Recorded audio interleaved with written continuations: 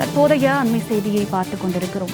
Trichy Kajamalai main road, J Nagar, Lourdu Nagar உள்ளிட்ட பகுதிகளில் ஒரு வாரமாகியும் மழைநீர் வடியாமல் இருக்கிறது. அண்மை செய்தியாக இதனை நாம் பார்த்துக் கொண்டிருக்கிறோம். Trichy Kajamalai main road, J Nagar, Lourdu Nagar உள்ளிட்ட பகுதிகளில் ஒரு வாரமாகியும் மழைநீர் வடியாமல் இருக்கிறது. மழைநீர் வடியாததால் எம்எல்ஏவை மக்கள் நிற்க வைத்து கேள்வி கேட்கின்றனர். தேங்கிய நீரை பார்வையிட சென்ற கிழக்கு தொகுதி திமுக எம்எல்ஏ இனிகோ இருதயராஜாவை நிற்க வைத்து மக்கள் கேள்வி கேட்டுக் கொண்டிருக்கின்றனர். அண்மை செய்தியாக இதனை நாம் பார்த்துக் கொண்டிருக்கிறோம். விவரங்களோடு திருச்சியிலிருந்து இணைகிறார் எமது செய்தியாளர் இளவரசன். வணக்கம் இளவரசன், இது குறித்த விரிவான தகவல்களை சொல்லுங்க. கண்டிப்பா ஜனனி, விடியாத ஆட்சியில் வடியாத வெள்ளத்தால் திருச்சி மாநகராட்சியில பொதுமக்கள் சாலை மறியல் போராட்டத்துக்கு தள்ளப்பட்டுள்ளனர். அதாவது திருச்சி மாநகராட்சி உட்பட்ட Kajamalai main road, J Nagar, Lourdu நகர், ரோஜா நகர் உள்ளிட்ட பல்வேறு பகுதிகளில் மழை விட்டும் 5 நாட்களுக்கு மேலாக தண்ணீர் வடியாத அவல நிலை காணப்படுகிறது.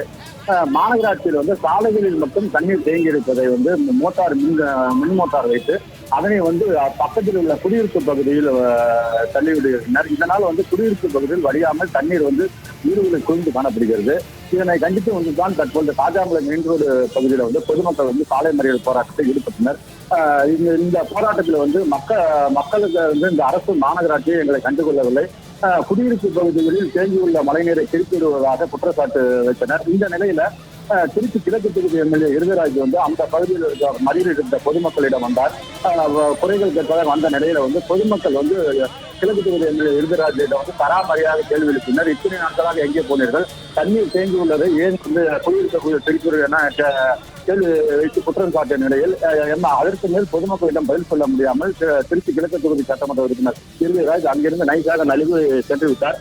தொடர்ந்து இந்த பகுதியில் மழைநீர் தேங்கியிருப்பதால் இந்த போராட்டத்தில் சுமார் 1 மணி நேரத்துக்கு மேலாக போக்குவரத்து பாதிப்பு ஏற்பட்ட நிலையில் உடனடியாக மாநகராட்சி நிர்வாகம் சாலைகளில் தேங்கியுள்ள தண்ணீரை மட்டும் எடுக்காமல் குடியிருப்பு பகுதியில் தேங்கியுள்ள தண்ணீரையும் வடிக்க வேண்டும், இல்லை என்றால் மாநகராட்சிக்கும் தமிழக அரசுக்கும் எதிராக பல்வேறு போராட்டத்தில் ஈடுபடுவதாக தற்பொழுது ஆர்ப்பாட்டத்தில் தொடர்ந்து ஈடுபட்டு வருகிறார். திருச்சியிலிருந்து விவரங்களை வழங்கியமைக்கு நன்றி இளவரசன்.